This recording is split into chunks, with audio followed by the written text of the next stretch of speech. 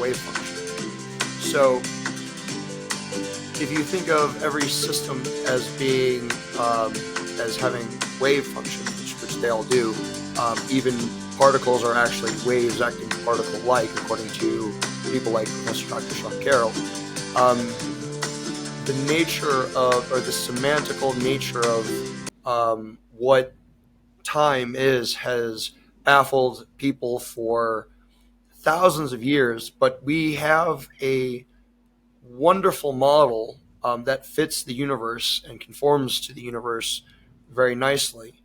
The nature of it itself is actually a very simple notion. There is technically only one wave function, which is the wave function of the universe, and we are all just sub-wave functions of that wave function. So, Mr. Michael, before we go on, can you please introduce yourself? Oh yeah, sorry. My name is Michael Barry, Michael W. Barry, or whatever. I was a co-author for the book Helical, Natural Philosophy is the title of the book. Helical is the author, which also happens to be the name of a company that I started. So, natural philosophy, did you describe how time evolved in the book?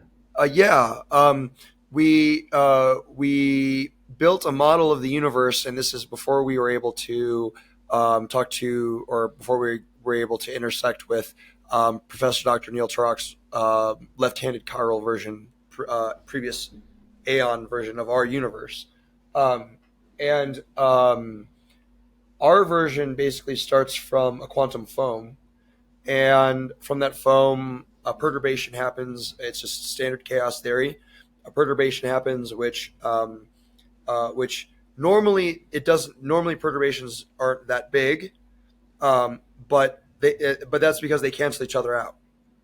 There's always something in there that's canceling something else out. So, and it's called decoherence. As far as wave functions are concerned, it's called decoherence. Um, when one wave decoheres with another wave, it makes the wave smaller rather than larger. Um, Go ahead. So, how do atomic clocks measure time and why are they so accurate? Well, right now, and that goes along with our definition, actually, is as movement of the wave function, because as far as I'm aware, is it cesium 133, or sometimes they have variations of different materials. But what they do basically is they as an example for cesium 133, they count, is it like 10 billion vibrations of a cesium 133 atom is equivalent to 1 second. What we would call a second, or how a second is measured, is basically the amount um, of the amount of the Earth that has gone around the sun. So if you want to call, or the amount of, better yet, actually, it'd be the amount of Earth that rotated. But but so if you want to take the Earth and you want to put it on a unit circle, and you want to spin it, right? You want to spin it around the unit circle, and as you're spinning it around the unit circle, um, 1 second is probably like, I don't know, a couple kilometers or something, whatever that. Anyways, the second it's a measure of angle, sort of. So what you're doing is just like, in some fashion, you're the old now. Okay, so this actually goes to the previous notions of what time was. So time was originally this thing. Now, if you go into different cultures, it's some cultures will say it's left to right. So some cultures will say it's right to left. Some cultures will say that it's a meandering sort of nondescript, uh, like flow, or whatever it is you want to call it.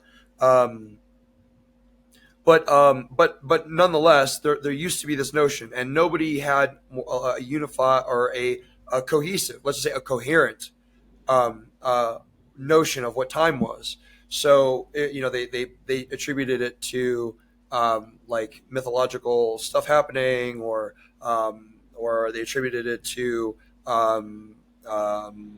whatever happening, like um, uh, whatever. The moral of the story is that eventually we found rigor, and with rigor we were able to communicate with one another more effectively. And by communicating with one another more effectively, we may not be able to speak the same language in terms of all around the world, but we can all speak ones and zeros, which is binary, which is Google has translators and stuff that you can use, that you can like speak, and it will like speak back to you in a different language. So we may not all speak, but we can translate, and that's due to rigor. And so rigor is the method that allows us to like sort of communicate from one culture to another, et cetera, et cetera, et cetera. Then we have the Julian calendar shows up. So you have this like sort of random eclectic um, consortium of people who are um, um, uh, paying attention to the environment around them and noticing environmental cues and how to base certain things like when to plant seeds or when to harvest or any of these other things based on those environmental cues. And so the notion then shifted from these random notions of whatever that was to a more mathematical version, and that was thanks to Newton and all these other people who believed in a Newtonian time frame, which is a single frame that happens in the entire universe all simultaneously, which it kind of does and doesn't at the same time. And that's due to the relativistic nature of the perturbation of wave functions. But I'll get to that. So, anyways, then you have the Julian calendar, and then which was Rome and all that other stuff. And then they had a pretty substantive calendar. As a matter of fact, because it's February 29th, in honor of leap day, leap year, all these other things. The reason why February is shorter than the other months is actually because what the Romans used to do was they had an official person that would say, okay, we harvested last year, and if we are trying to line up what our harvest looks like to what our harvest looked like last year, we have to add 20 days to February. And they would just add 20 days to February. And however many days you needed, they would either take them away or add them from February. And that's why February doesn't have the 30 days or the 31s like the other months do. So anyways, this notion of time was always this very elusive, notion. Then it became rigorous. Once we developed rigor inter-societally, we're able to develop this notion of rigor. We were able to translate and communicate in a semantical way rather than a syntactical, way. So semantics rather than syntax. And by being able to communicate that way, all of a sudden, you have the flow of ideas. It's like the internet, like the introduction of the internet. All of a sudden, you have a type 1 civilization technology where we're talking to people from around the world, and we're able to communicate and translate between different languages, and we're able to take an idea and develop it worldwide, as opposed to and test it worldwide, as opposed to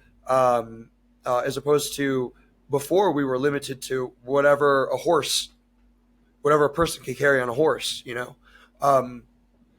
So the notion of time itself is a very I mean, if you consider that it's what's trying to be communicated in some fashion is the on a biological level, it's it's how long your telomere length is, because as you age, your telomere lengths become shorter because the number of copies of things that happens in your cell. So you have this thing that copies it, telomere length shortened for a biological system. It's telomere length. For an atomic system, it's alpha decay or beta decay or gamma decay, where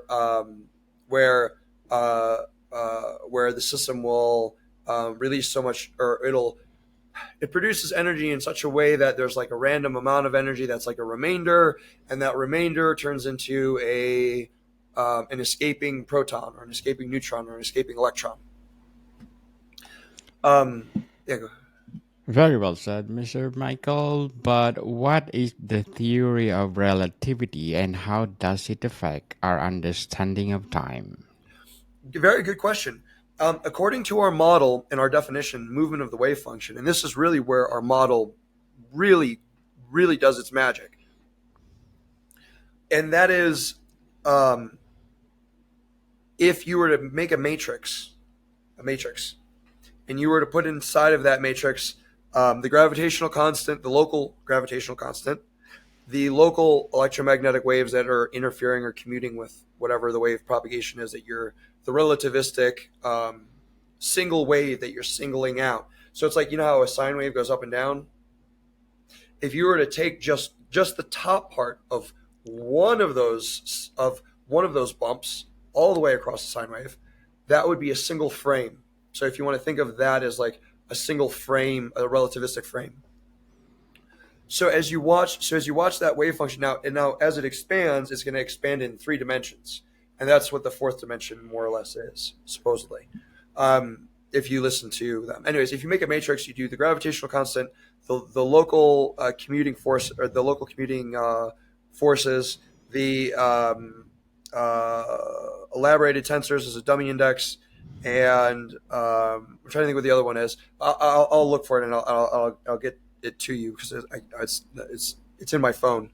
Um, but anyways, you take these 4 numbers and you put them together, and what you're ultimately doing is you're calculating the total number of contributing forces that are going to have the effect or affect on the propagating speed of that particular wave function.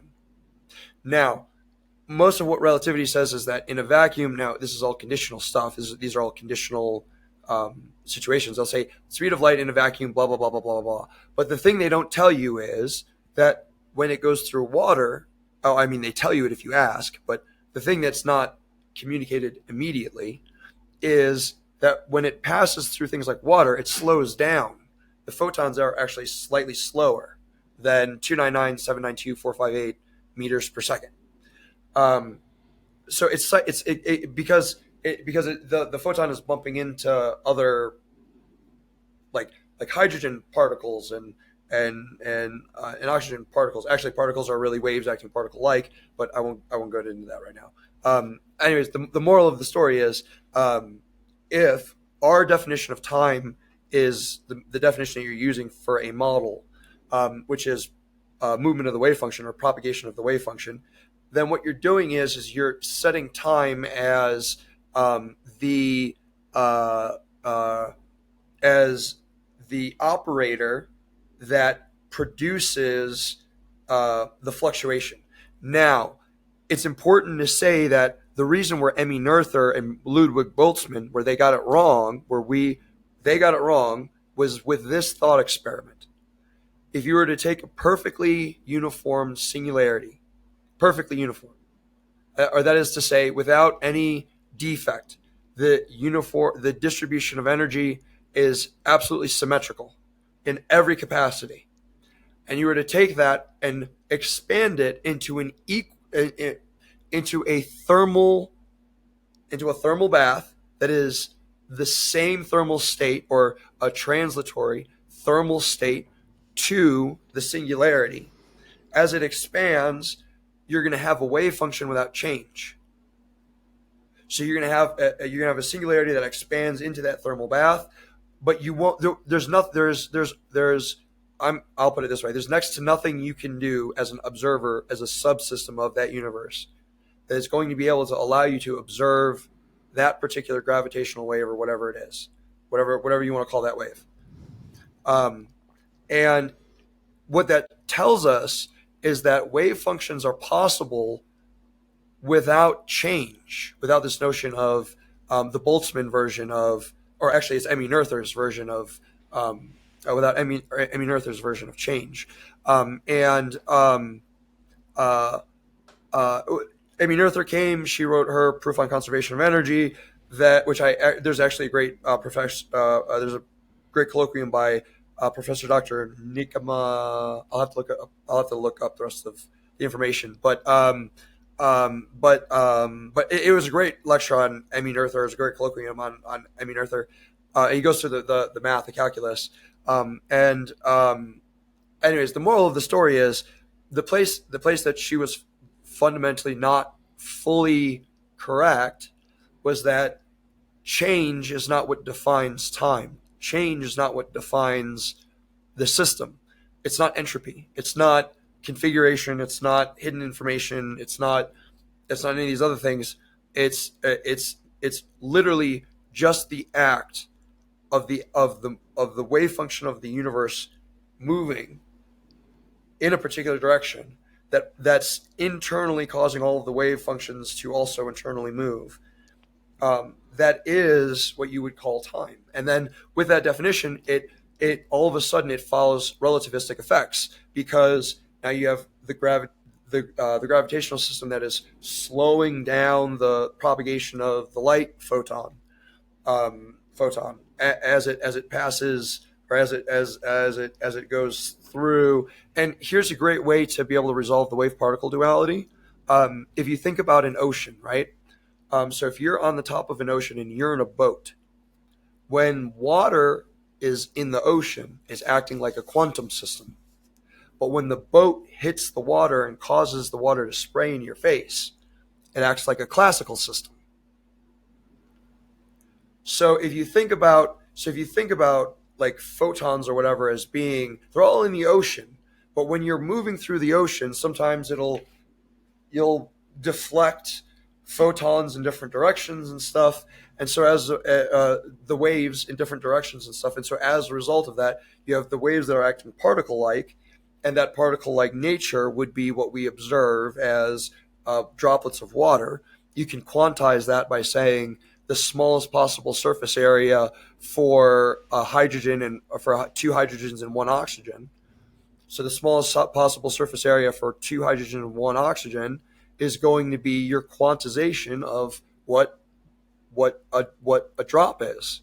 So now you have a drop, and then you can take that and you can put that into a system, and you can say, okay, here's the ocean, and here's how the ocean behaves. Does the ocean behave like waves, or does it behave like drops? Well, it depends on if you're on a boat or if you're on the surface, or if you're under the waves. It's probably not going to act as much like, you know what I'm saying. Anyways, so that's the best way we've been able to resolve the wave particle duality thing. But to get back to your question, the single frame, the single relativistic frame that's expanding outward, that is your experience or whatever, it's going to travel differently depending on the gravitational constant, like I said, the other things that it's bumping into, like I said, the tensors that you're considering, which is the dummy index, and you know what? Actually, I can. Oh, and the Hubble constant. That's the one I was missing. I always forget that one. The Hubble constant is the actual wave function of the universe expanding outwards. So you calculate the Hubble constant, then you calculate then you calculate the local gravitational constant, then the local commutation of all waves. So what are the other things it's bumping into? And then what are the tensors, which is a dummy index? And then you have 4 indexes. You can create a matrix. From a matrix, you can solve that matrix and come up with a helical, and that's actually where the name of the book, where the name of the company and all these other names come from. It's because we believe time is helical rather than circular or linear, because a helix is both circular and linear. It goes in a circle shape, but it goes along a spiral, which makes it a line. So it is able to the way that, or the best analogy I think that I've heard from it was Mark Twain, who said, "History doesn't repeat itself, but it sure does rhyme." You have time as movement of the wave function. It observes these relativistic effects, which is described based on the commutation and by the commutation of all of the sum of all or the computation of all contributing forces that result in the propagation of that wave, and then you follow that single wave or that single photon as it propagates outwards and outwards and outwards and outwards and outwards until it hits the edge of the universe, basically, which it never happens because the universe is expanding faster than the speed of light. Very well said, Mr. Barry. But before we go on, I'm inviting you to listen to my other podcast, Book 101 Review, with my fourth season, people, fourth season. And please do listen to my latest episode. I interview one of the best aphrodisiac author in mm, in our time, no other than Miss Amy Riley. So please do listen. Book 101 review. Plus, my books are out, not only one but three volumes, people. Book 101, Volume 1, highly recommended. Volume 2, suggestion. Volume 3 is selected, available on Amazon and leading online bookstores worldwide. So, Mr. Barry, can time be considered the fourth dimension and why? Um, so the issue with time being considered the fourth dimension is that the similar way that we use the elaborated tensors um, is they put time as the zeroth dimension as a dummy index.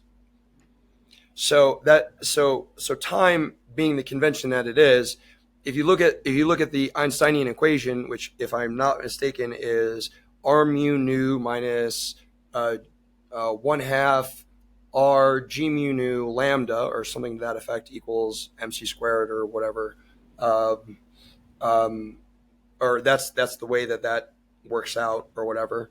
Um, Anyways, the moral of the story is though.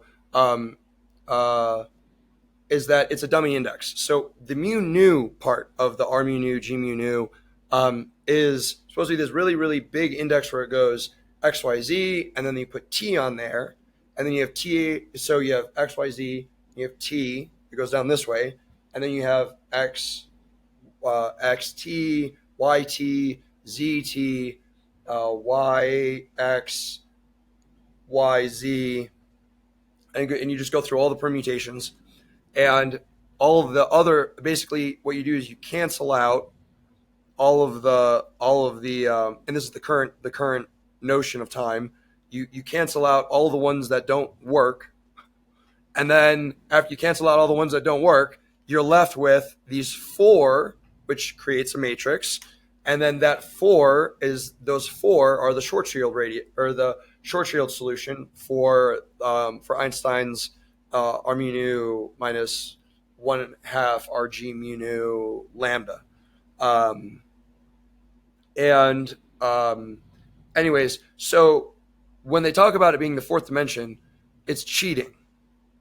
And it's blatantly cheating because number one, it's a dummy index. So they say time is the zeroth dimension rather than the first dimension because, believe it or not, prior to our current Descartesian notion of multiple dimensions or whatever, the convention used to be that the first one was that the first so if you look at a quadratic, for example, the x square would be the x, um, the next coefficient would be the y, the next coefficient would be the z, and there was only three dimensions, and that was the Aristotelian universe. That was the Socratic Aristotelian universe and convention. That math was only done that there was only an XYZ plane. And then after Descartes, more than our dimensions, three dimensions. And then that's where we got this convention where it was like, okay, well now we got to like move dimensions around and like all this other stuff. But as time as a dimension, like I said, is in the current convention is cheating in the way that it's a dummy index, and just like the elaborated tensors are. And I'll be fully honest about the fact that, or fully candid, better. I'll be fully candid about the fact that that it's a dummy index that we're putting. If there were something else that were more appropriate that we could possibly think of, I would love for someone to be like, hey, we've got a better index for you than a dummy index. So if for anyone listening, if you could come up with a better index than the elaborated tensor thing, that would be. We'll just leave that out there. Someone could do a better definition, but a mathematical definition. But either way, um, uh, time as a dimension doesn't really make sense, and that's because when you have, okay, x y. So in the mathematical convention, I'm not being provocative here. This is something that physicists do, and that when you hold your fingers like this, you have the x direction, you have the y direction, you have the z direction, and what you're doing is you're looking at the 3 degrees of freedom right here. So you've got x, y, z. Okay, great.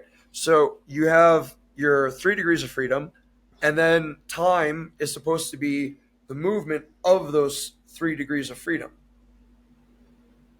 Which, if you ask me, the only thing you're doing is moving 3 degrees of freedom outwards in an outwards direction, and that's cheating. To call that a dimension, to call that a degree of freedom like x, y, or z, I think is cheating. In my humble opinion, is cheating. And so, if you make time as an operator, and you take that operator and you use that operator, and you think of it like an operator, and you think of it like something that is going to manifest or generate um, uh, different entanglement structures, maybe would be one possible way of putting it. I haven't put too much thought into it, um, but um, but that whole notion of like,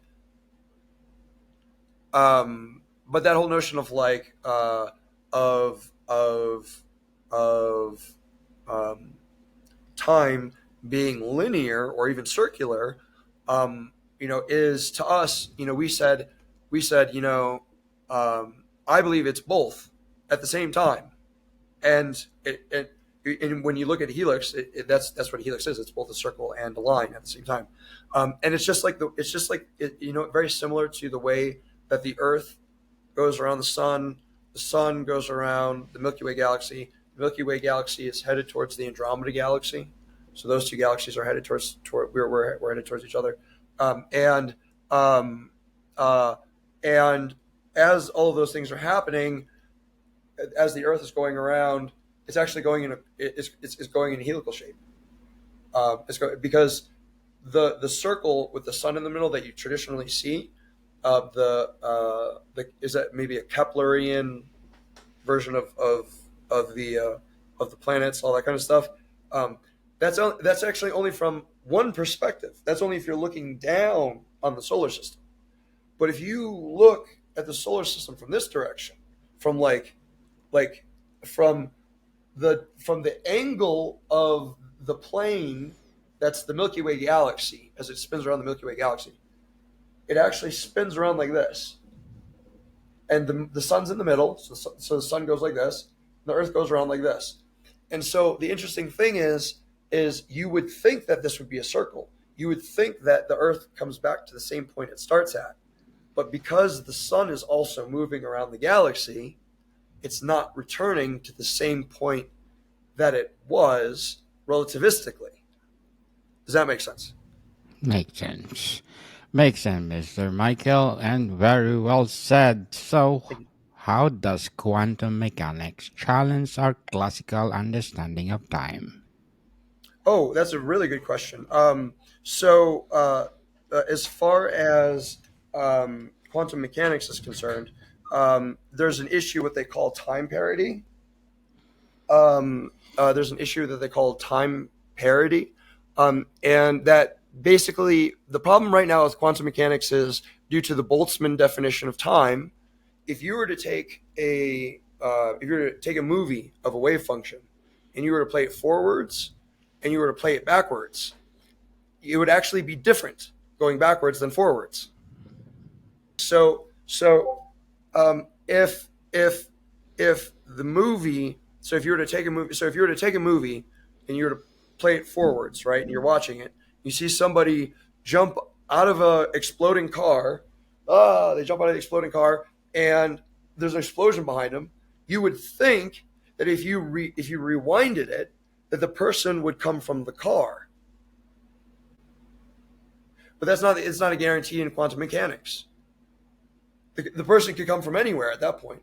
The explosion could happen, and when you take the film, when you take the movie and you put it in reverse, it's going backwards, or inverted. Um, it's not going to be the same. It's not going to take the same path that it took supposedly. Now that depends, and whatever. So, anyways, the moral of the story is that on some level they said that unitarity and quantum mechanics violates like what I said about the Newtonian frame of existence, a single frame of existence that happens all over the universe, which it does. Because if you think about it, there's one moment that you can freeze the whole universe. If you were to freeze the whole universe, all the wave functions in the universe were to stop perturbating, they would stop moving. There would be no operators. There'd be no entanglement structure. There'd be no exchange of virtual particles amongst any system. So the whole system is frozen. If you were to do that, and then you were to push play again, everything would advance at a different rate because of gravitational differences, because of energy differences, because of all these other things that are happening inside of that space. So our definition as time is moving to the wave function as an operator actually resolves both Newtonian and Einsteinian time, the time frame, the reference frame, in that movement of the wave function would be movement of the wave function of the universe. We are all subwave functions of the universe. And so you can freeze the whole, so you can set a single state of existence. Like I said, you can freeze all of the virtual particles, so nothing is interacting. No entanglement is exchanging. All the virtual particles are frozen. Every system is frozen. All systems would be frozen. There would still be a state of existence. There would still be a Newtonian frame there. But as soon as you push play, the Einsteinian frame takes over because each sub wave function perturbates at a different rate, if you want to call it that, or whatever. It perturbates at a different. The virtual particles are exchanging at a different rate than would be in another section, because, like, so for example, if you're close to a black hole, obviously there's only one place that all of the light is going to eventually go to. And actually, the best way for us to be able to test whether or not our definition is the valid definition is actually close to a black hole. What we need to find is we need to find the place close, as medial to a black hole as possible, in which the wave functions which come off of the electron, let's just pick a fermion, just pick an electron or whatever, that the wave functions that come off the electron no longer are able to come off the electron because of the gravitational collapse, right? So as the electron is falling down the well towards the point of dense energy, the pod, that's what Dr. Susskind calls it, as it falls down the well towards the pod, the vibrations that come off of the electron will keep getting slower and slower until they freeze. As soon as you see them freeze, that's where the horizon where I'm trying to find. And then so there's going to be that horizon somewhere, whether it's inside the firewall or whether there isn't a firewall. There's going to be that place where the wave function breaks down. There's going to be that horizon, and on that horizon, and beyond that horizon, the wave functions will stop perturbating.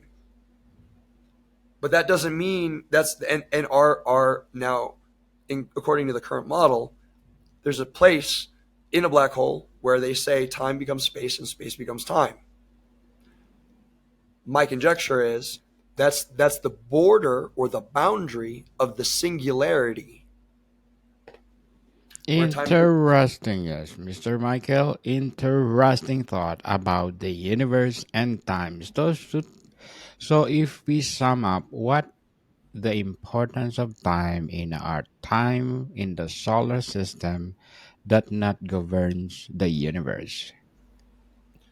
Um, in for the ability to have any intentful effect on the system. So any discipline. In our book, we describe higher order intentful effect that comes from or that comes from a living system. We describe it as discipline, and um, uh, from that discipline, um, the only way for there to be um, entropic favorability, in the words of um, yeah, whatever. It was a professor doctor at NYU. Anyway, entropic favorability is where I found the word, or is the word that I found, and it was great. The notion of entropic favorability. So we'll go with that for right now, and we'll say that in order to generate entropic favorability for one's system, you have to generate discipline. So the intent has to be there for now. Electrons will exist as like proto intent or whatever, but we won't go there. The moral of the story: in order for anything to be coordinated, disciplined, or intentful in the universe, we have to have this notion of time, or simultaneity. Maybe would be a possible definition. Um, and so without that, there is more chaos, and with that discipline, there is less chaos. There's more entropic favorability, and with that entropic favorability comes quality of life, more complex systems, um, growth of economies, and like I said, quality of life is hugely important. That kind of thing. So, literally everything in your system that keeps your whole system coordinated, your entanglement structure, that is your skin and your bones and all that other stuff, your entanglement structure, the thing that coordinates your entanglement structure together. Without this operator, the entire thing would fall apart. The entire notion of having any living system would fall apart. Yeah, it would be pretty catastrophic. Very well said, Mr. Michael. So, can you please invite our listeners to support their book, Natural Philosophy? Yeah, if anyone's interested, a lot of our definitions and more are in our book, Natural Philosophy. By Helical is the author.